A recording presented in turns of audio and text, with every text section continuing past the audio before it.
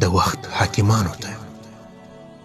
ای د وخت حاکم واوره، دا چوکۍ چې نن د ستا ده، ته خبر یې دا د چا وه او له څه شي جوړه شوي؟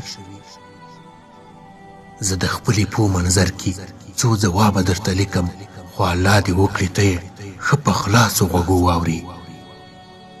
دا چوکۍ د ها امیر ده چې دوستان څه دښمنان یې حقانیت باندې قایل دي، دیانت باندې قایل دي. جوړه شوې دا چوکۍ ده د شهید بدن نه، د شهید د پاکو وینو، یو نه دوه انقلابونو.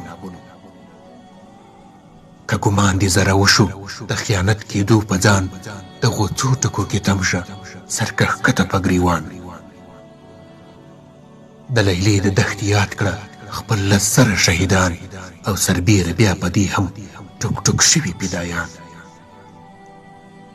د وحشیانو خارجیانو شپې چافي خفې روان، په مسجد او مدرسو یې په کورونو په بانډو یې، په ودونو جنازو یې بربریت بمباردمان. بیا راتم شه زندانو کې لږ در یاد کړه زندانیان.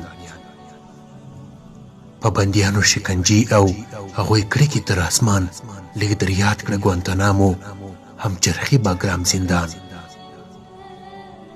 زه پوهېږم انشاءالله چې که دا تیرې دوه لسیزې وې د فکر کې مدام، و به نشي غداري بیا تا نه نن په دې دوران.